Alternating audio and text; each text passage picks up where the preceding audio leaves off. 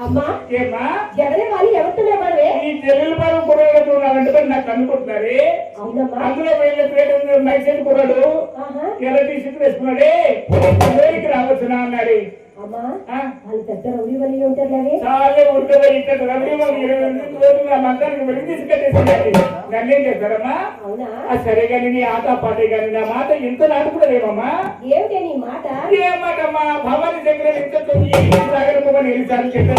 అమ్మా అంత సొమ్ము పెట్టుకోవాలి ఇందులో నాలుగు కొట్టేలాగా చూస్తున్నానే. అమ్మా అంత పెట్టాడు ఇంత పెట్టాడు వాడు ఎప్పుడు ఎంత పెట్టాడు చూపించావో చెప్పేవాడమ్మా. అమ్మా ఆయన అయినను నీకు వయసు పడుతుంది కదా నేల మీద పడుతుంది కదే ఎంత సొమ్ము పెట్టినా మర్చిపోతున్నా కానీ ఆయన ఏ రోజు ఎంత సొమ్ము పెట్టాడు చెప్తాను సావధానంగా ఆలోచించాడే. అమ్మా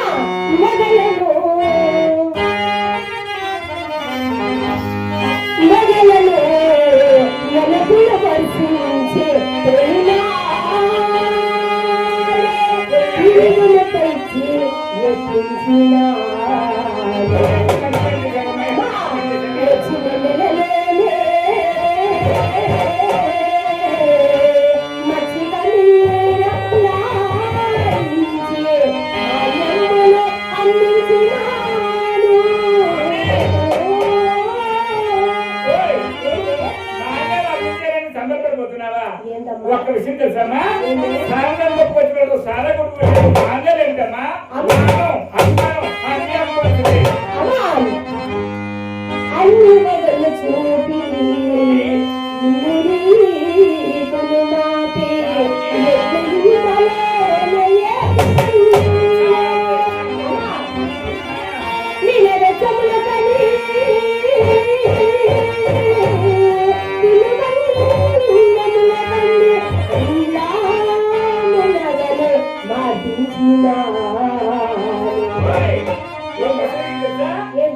వారి పిల్లల్ని అభిలపించేసారని సంబరపడిపోతున్నావా? అదే వారి అత్తగారు పుట్టింటారు, దాన్ని కూడా అభిలపించేసారమ్మా. నీ సాధన తెలుసు కానీ అన్ని బదులు చూపి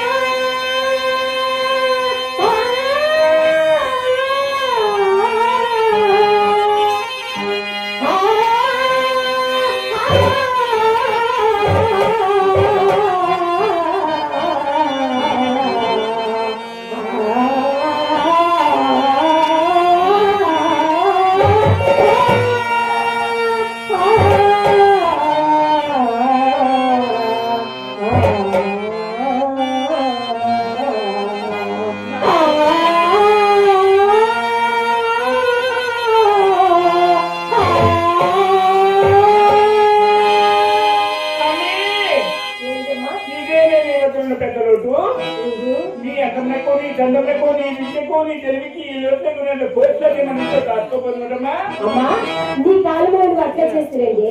అమ్మా కోట్లని రాసుకోబోతున్నా ఏం చెప్పే విత్తం ఉన్నంత వరకు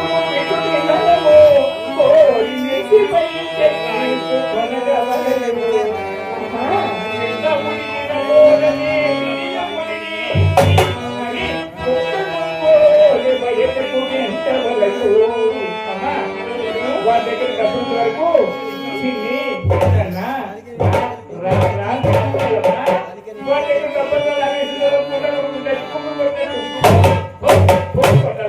అవునే నీ కాలం నువ్వు అట్లా చేస్తే నా మాట అడుగుతావమ్మా? ఈ చిల్లిపాలెంలో ఎన్ని కాపురాలు నాకు చేసిందన్నమ్మా, ఎన్ని దీపాలు అర్పేసిందని. అసలు నేను వయసులో రోజుల్లో ఎదుర్కొంటుంది ఈ మగాళ్ళలో ఏ ఒక్కరైనా వారి భార్యతో కాపురం చేశారమ్మా. అవునమ్మా కట్నం తీసుకున్న పాపానికి కట్టుకుని వాళ్ళని కాదలేకపోయిన పాపలు నాతో చేస్తుండేవారు. వీధికి మంచి వచ్చేవారు, దొంగలు మంచి పోయేవారు, మంచి వచ్చేవారు, మంచి పోయేవారు. చెత్త కట్టి కుక్కల్లాగా సంక్రాంతి సంఘాల్లాగా అంటుండేదమ్మా. ఇంకా చాలా చేసేది నా వయసులో. ఏం చేసేదే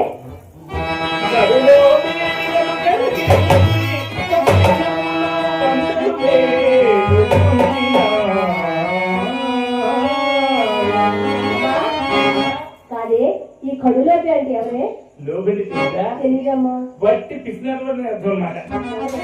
ఈ ఊళ్ళోనే నాకు పాత కాట ఉండేదమ్మా. ఎవరే వియ్యపు చిన్నగారని బట్టి పిసినారు కదా. అవునమ్మా సందిగా చేతిలో చేయలేసాడంటే తెల్లవారుజామున చేయి బయట తాగేది కాదు. అవునమ్మా నాకు నిద్ర వచ్చేసేది, పట్టుకునే పోయేదాన్ని.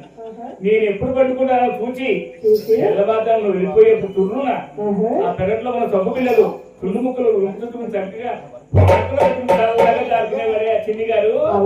అలాంటి చిన్నగారి దగ్గర ఒక 10 రూపాయలు తీసుకుంటే వదిలిపెట్టి పాపం పోయానటమ్మా.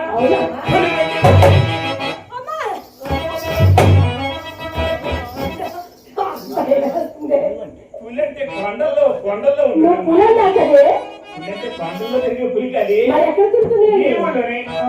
నాకు పాత కథ ఉండేదన్నమాట. నా 30వ ఏట. ఎవరు 30వ ఏట. అది ఆ పక్కన ఈ పక్కన అటు సైడ్ ఉన్నారా? అయితే అల్లాయిలేనండి మేడ్చెట్టి మాణిక్యం గారు. మాణిక్యం గారా? ఇప్పుడంటే కొంచెం ఉండిపోయి సనపడిపోయాము కానీ ఆయన ఎక్కడ ఎలా ఉండేవాడు అనుకున్నామమ్మా?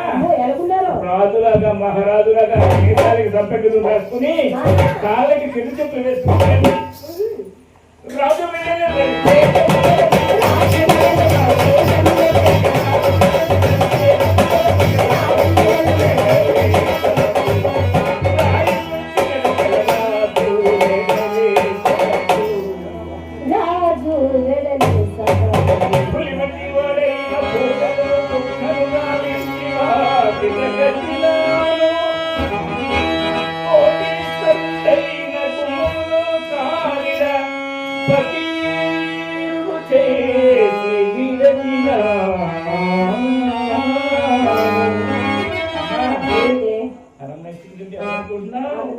మహానుభావుడు.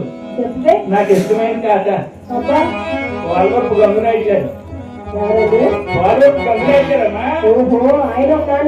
తెల్ల చొక్కా తెల్ల ప్యాంట్ వేసుకుని జేబులు 500 నోట్లు నాకు కనిపించేలా పెట్టుకుని పంపం నుంచి ఇలా వెళ్ళిపోతూ ఉండేవాడు. అప్పుడు ఆయన చూసి నాకు మోసి పుట్టేసి ఒళ్ళంతా ప్రకరించిపోయేది. ఆ మైకంలో ఆయన చూసిన వెంటనే శాంగురే శాంగు శాంగురే శాంగురే పండుగ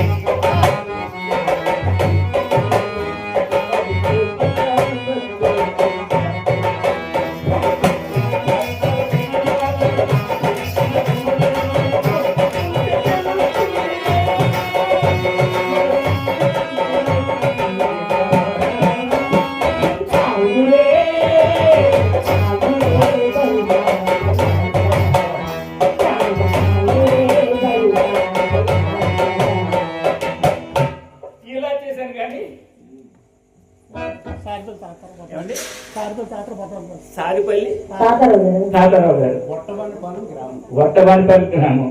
నన్ను నాకు అనుప్రార్థిస్తూ నాకు అభివృద్ధిని ఆకాంక్షిస్తూ ఈ ముసల్మాన్కి ఇద్దరు మంచి కుర్రోళ్ళు ఉన్నారు, తెల్లవారుజామున పని అవుతుందని అనుకుని వచ్చారు, లేకపోతే అన్నది కళాభిమానులు వచ్చారు, నాకు 100 రూపాయలు కానుక ఇచ్చారు.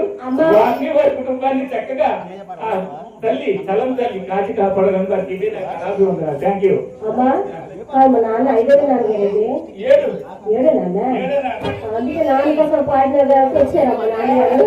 కాదు కానీ ఏం చేసావు ఒకసారి చెప్పలేదు. అబ్బా పీరుగు పీరుగు అంటే ఎవరి పేరు చెప్పచ్చు కదా. అబ్బా ఎవరమ్మా? అమ్మా